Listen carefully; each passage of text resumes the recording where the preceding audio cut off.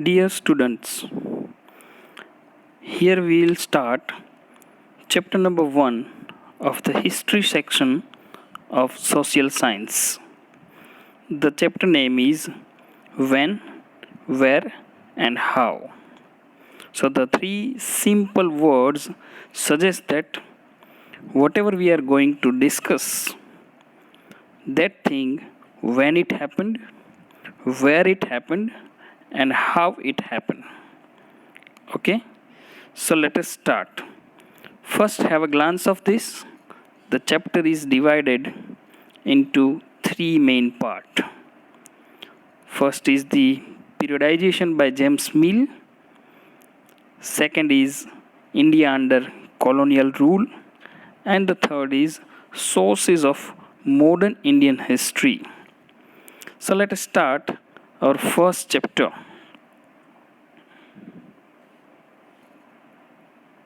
In this book, we'll read about the changes which the Indian subcontinent experienced from the 18th century onwards, following the arrival of the European traders, particularly the British. So students, in this chapter, as well as the whole book, the history section, we'll see how changes were there in the Indian subcontinent. It means India, country of India. How the changes our India experience after the 18th century onwards, and particularly after the arrival of when European traders came. After that, and particularly we will talk about British, because in standard 8 we are going to discuss modern history of India.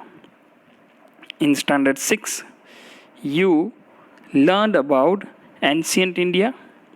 In standard 7 medieval history of India, and in standard 8 you will learn modern history of India. And this period is called modern period, that is modern India. The British period, that is British India, or we can say colonial period. So the colonial word may be new to you, so we'll discuss later in this chapter what is the meaning of colonial. Let us start. British periodization of Indian history. In the 19th century, when British historians started writing the history of India, they showed little appreciation of Indian society, economy, and politics.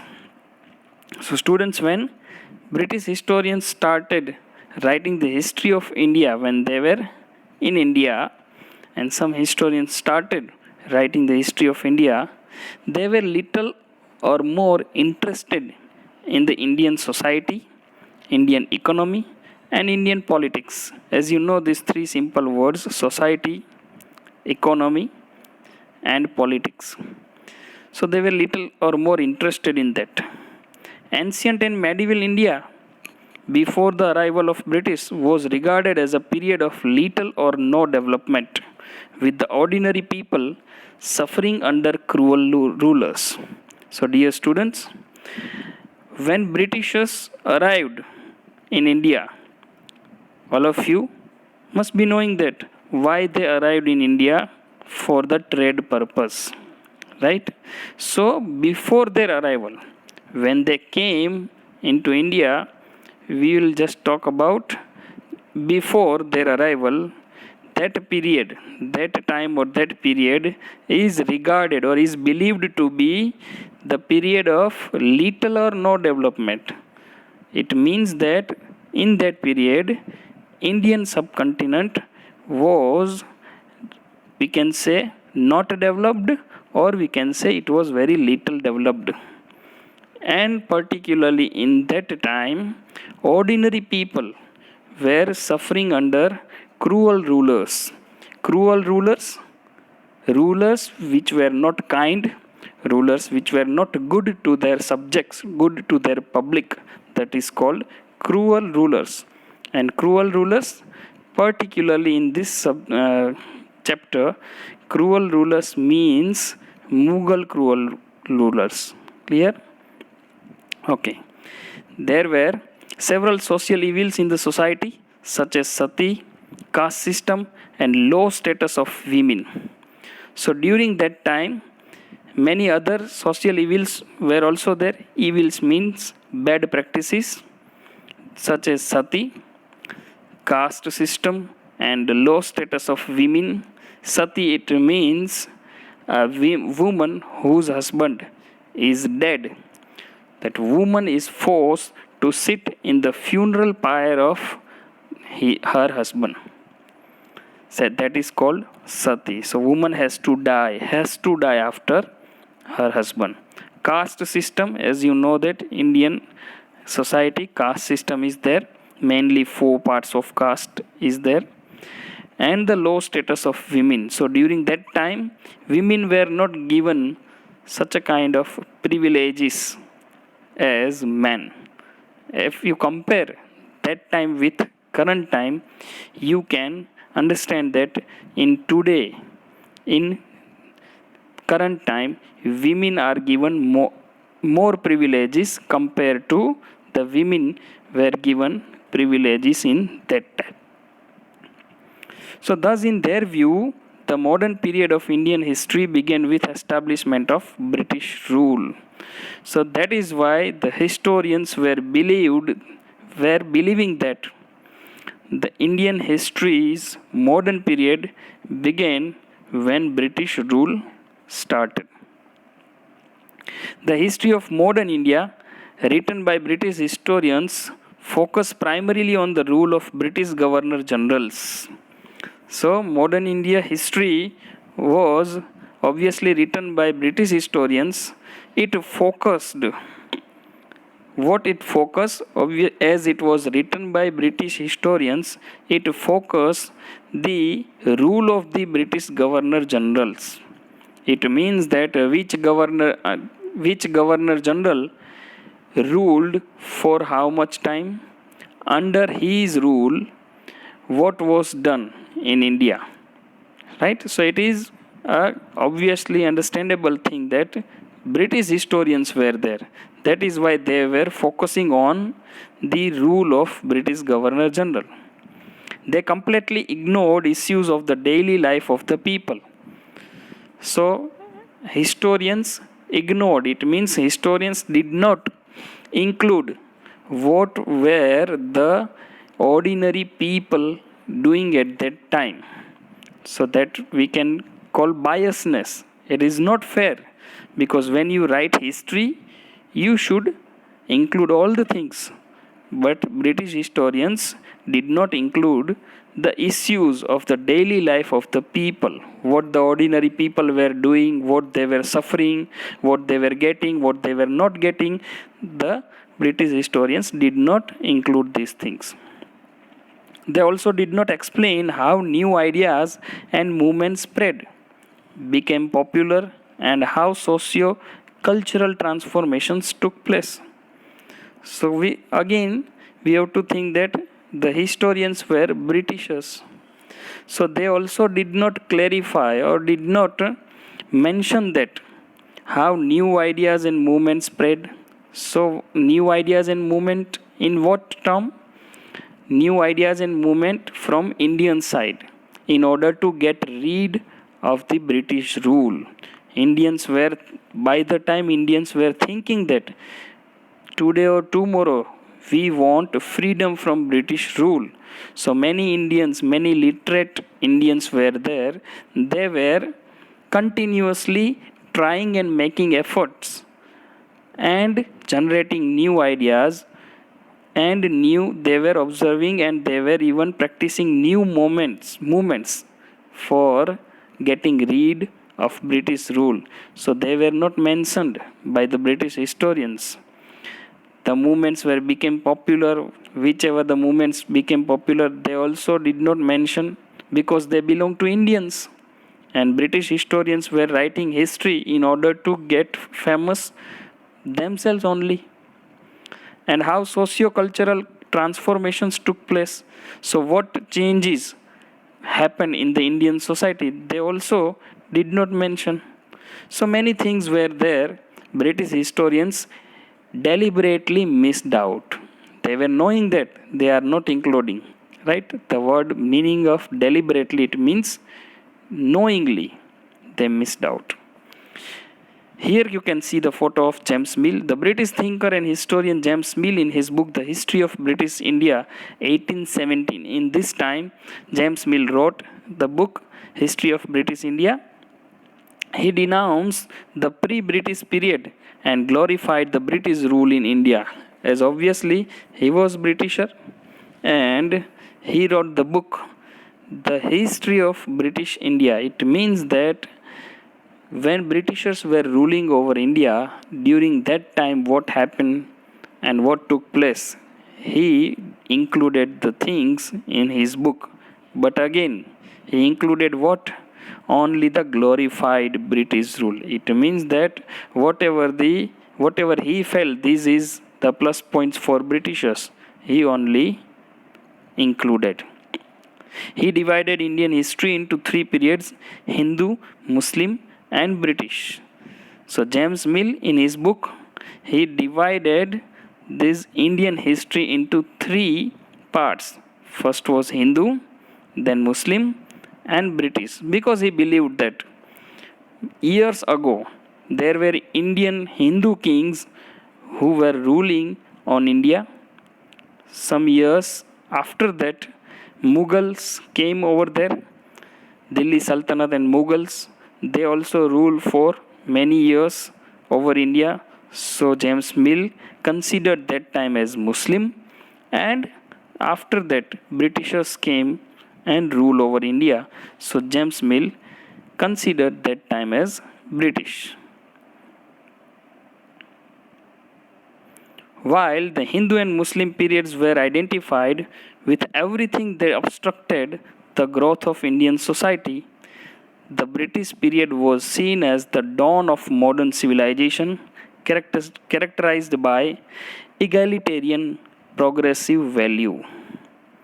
So, in his book, what he discussed, what he wrote, that when Hindu kings were ruling and when Mughals were ruling over India, he identified that time as obstructing the growth of Indian society. It means that during Hindu king rules and during Mughal king rule, India was not developing well.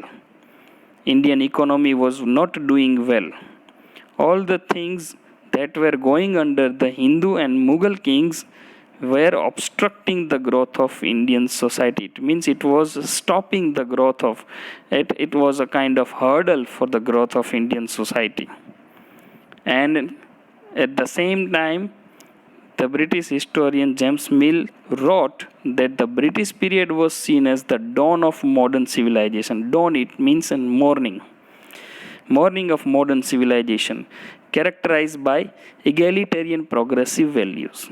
So the meaning of word egalitarians means characterized by belief in the equality of all. So those who believe that all the people believe this is called egalitarian progressive value. In the modern or British period, a number of changes such as urbanization, development of faster means of transportation and communication, and new industrial techniques transformed the life of the people. So according to him, during the British period, many changes happen. Likewise, urbanization, it means the villages were converted into cities.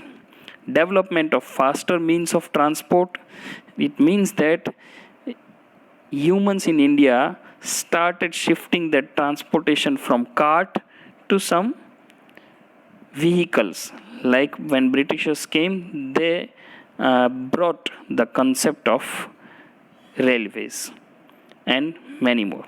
And communication. So before British arrival, there was only, maybe we can say that two kind of communication was there. One is face to face and other is messenger.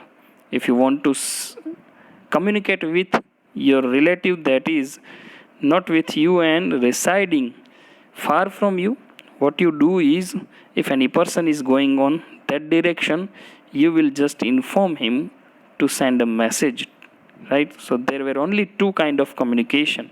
So after British arrival, some more communication activities were developed.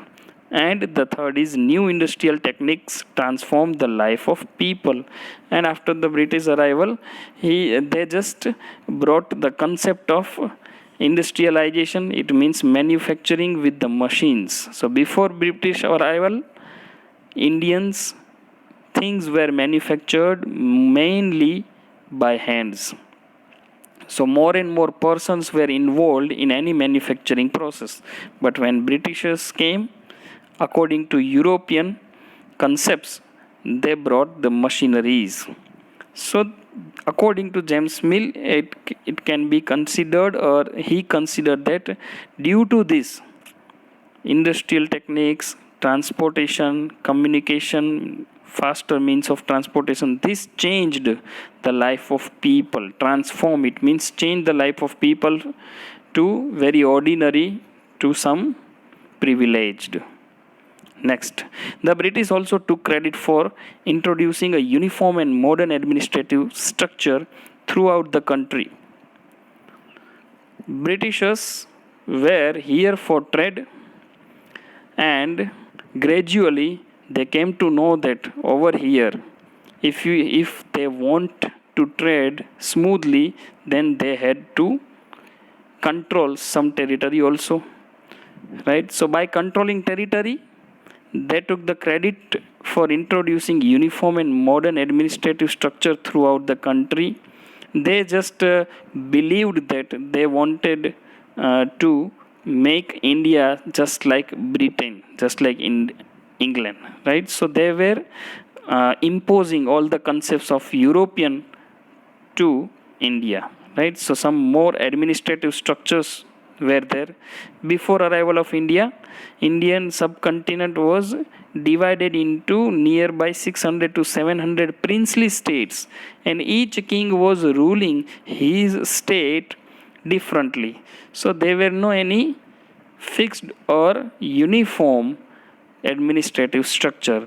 For example, King X was ruling differently, King Y was having different rule, and King Z was having different concept in administrative structure. While in under the British rule, all the Indian princely states also were having same administrative structure.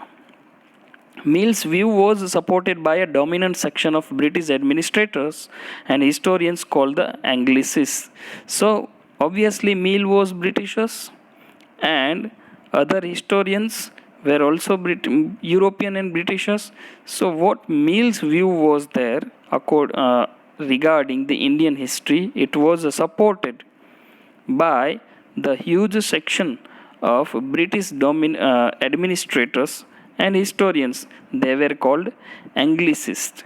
Anglicists are the person who believe that modernism is good for the development of the society.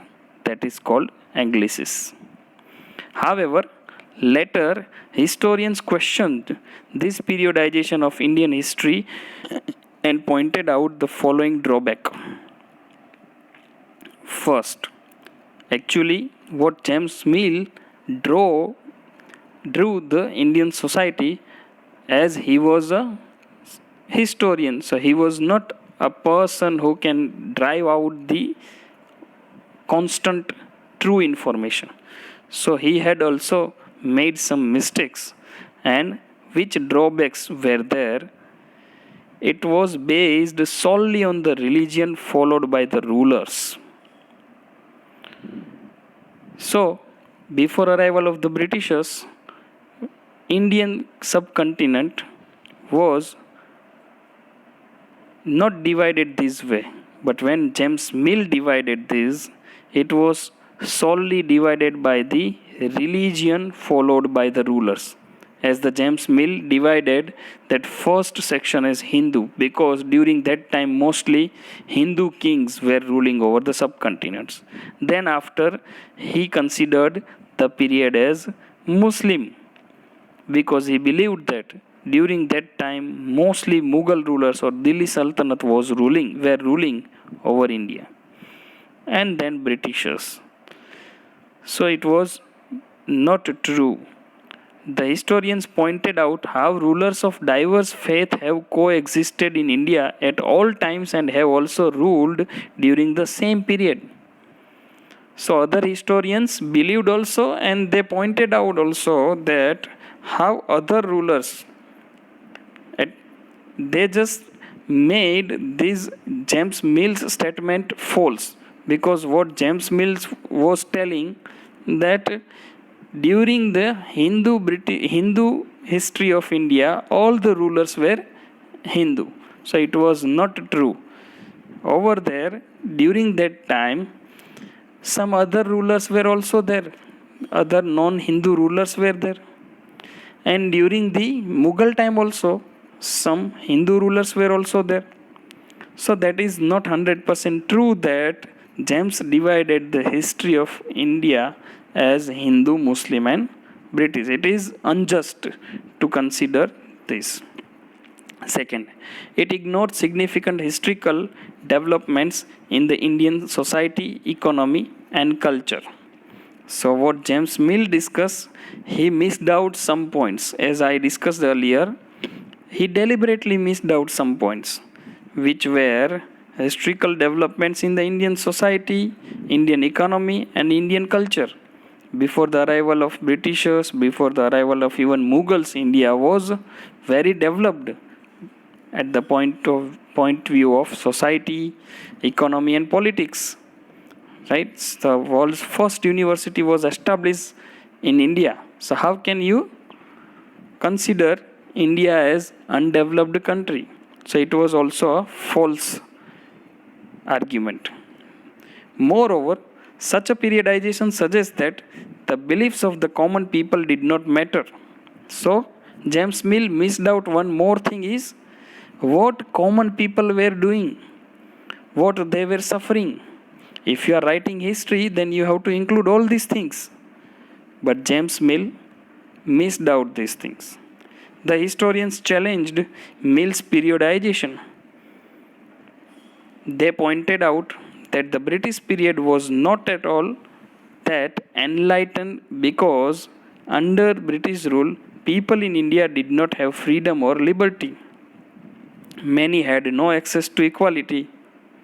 So other historians counter-argued that the British periodization that was done, the division of Indian history that was done by James Mill, was not at all right. One, we saw that Hindu and Muslim, so during both the time, non-Hindu and non-Muslim rulers were also there. Now the other thing is, during the British rule, what James Mill believed that it enlightened the India, because under the British rule, James Mill believed that people of India had to learn some new things. But historians made this false also, because under the British rule, people in India did not have freedom or liberty. Many had no access to even equality. Just for an example, if a soldier is there, or a clerk in office is there, if he or she is Indian, so he or she will be given less salary or wages compared to the same rank of any British soldier or clerk. So there was no equality practice also. And still they were not having even freedom, because they were ruled by Britishers. According to them, even the benefits of economic growth made during the British period do not seem to have reached the common man. So historians believed that whatever development was there, be it economic development or social development, it did not seem, it means that it did not reach to the common people of the country. And when it is commonly said that, it is a saying that when the development does not reach to the common or ordinary people to the of the country, the development is not beneficial for the country. Hence, they referred to the British period of Indian history as the colonial period. What James regarded, it is British period, but no, it was not British period, it was colonial period, right? So let us move on. Next topic is colonization of India.